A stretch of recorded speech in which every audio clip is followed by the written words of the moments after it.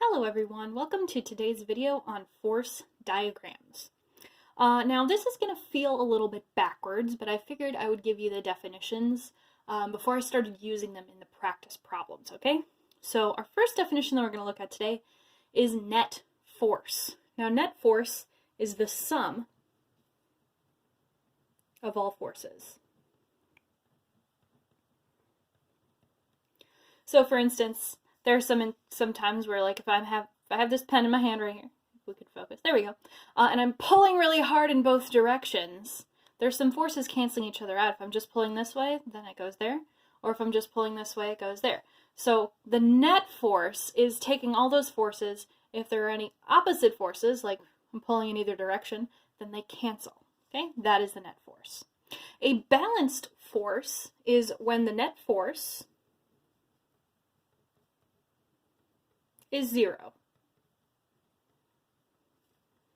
So for example here, however hard I'm pulling in both directions, the net force is zero because I'm pulling the same amount and there is no movement happening. So there's no change in movement.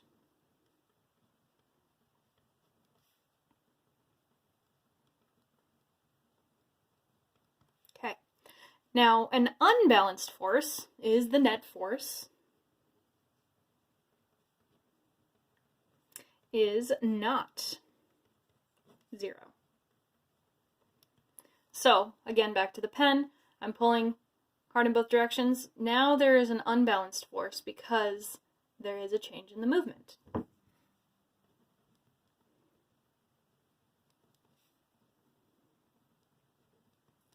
This means that there is acceleration happening, whether that be speeding up, slowing down, but as long as the speed is changing, or the velocity is changing, so there is acceleration going on, then you have an unbalanced force. Now this you can actually have a balanced force with something moving if it is consistently moving at the same speed. So say you're driving in a car 25 miles per hour, and you're just maintaining 25 miles per hour, you're not speeding up, you're not slowing down. That's actually still a balanced force, even though there's movement going on, okay? Now let's look at a couple of practice problems. First, we're going to draw the force diagram, and then we'll decide what the net force is and if it's balanced or unbalanced. Now, what we do to start a force diagram, we put a little dot. That makes it easier for us to see all the forces and all the directions that forces are going.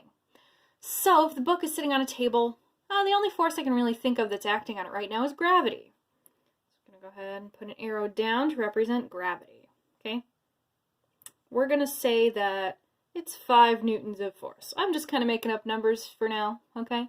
But I feel like attaching numbers to this makes it a little bit easier to understand. Now, if this is the only force going on, and we know that an unbalanced force means that there's not zero and there's movement changing, then that means that, as the diagram stands right now, the book is falling straight through the table. Does that make sense? If there's an unbalanced force, that means the book is falling. It's slowly crushing the table. So, what's actually going on is the table is actually pushing back on the book just as much. Okay? Then, if we have 5 going this way, we have 5 going that way, we're going to do 5 minus 5 equals 0. We have a 0 Newton net force. And it is a balanced force. That makes sense, right? If the book's just kind of sitting there hanging out on the table, there's no change in movement going on. It's just hanging out. So, gravity, and actually the table is pushing back, because if it wasn't, it would be going straight through the floor. Okay, let's look at another scenario. We have a person leaning on a wall. Let's go ahead and start with our dot again. Now, let's say we're just casually leaning. They're going this way, right? Do that. Say they're leaning with 8 newtons of force. Again, just kind of making up numbers for now. As we saw here, unless this wall is currently falling over and they're falling through the wall is pushing back with the same amount of force, 8 newtons. Okay, so our net force this way is 0.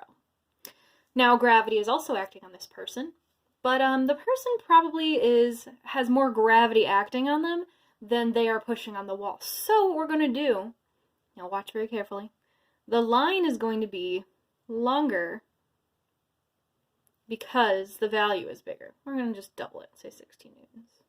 Okay? So the line should be proportional to the force. Okay? And I did not place this very well because I'm about to go up through the problem. And again, the guy is not going through the floor, so the floor is pushing back with the same amount of force. We have 8 minus 8 equals 0 left to right. We have 16 minus 16 equals 0 up and down. So we have 0 newtons for our net force. And again, this is a balanced force. There's no change, just hanging out, leaning on a wall, waiting for something to happen. Okay?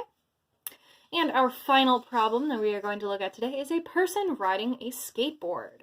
Okay, we're going to put our dot. I'm going to move it more over here. Gravity. We say it's the same person from before, waiting for their friend to get back with their skateboard. Now they have their skateboard. We're driving along. Gravity is acting on them. And we'll throw 1 extra newton on there because I'm sure the skateboard, is exerting some force itself. It does have some gravity. So let's say 17 newtons down, right? Gravity. They're not falling through the floor. So 17 newtons up. But now they're actually moving, right? If you're on your skateboard, hopefully, and riding it, hopefully it's actually moving. So let's say that, this person has just pushed their foot down on the ground and applied a force in this direction of 10 newtons. And there's this little thing called friction, okay? It's not, we're going to have a whole nother video coming right up on it about friction, but friction basically is a force that resists movement. It's not always super easy to drag your hand across, right? Something. The pen will eventually stop moving because of friction. It resists movement. So there's always friction if you are moving, especially left to right, if you're moving across a surface. If you're in space, it's kind of a different issue. But even in the air, there's air resistance, which is also a type of friction. That it's trying to make you slow down. That's why you don't start going on your skateboard and then you never have to touch it again. Because friction is resisting your movement. Now, it's not very much. I'm going to call it 3 newtons. Because clearly they are actually successfully moving this way. If you're not able to move this way, then you haven't overcome friction yet. Again, something we'll talk about soon. But let's take a look at the net force. 17 minus 17 equals 0 newtons up and down. 10 minus 3, though, equals 7 newtons.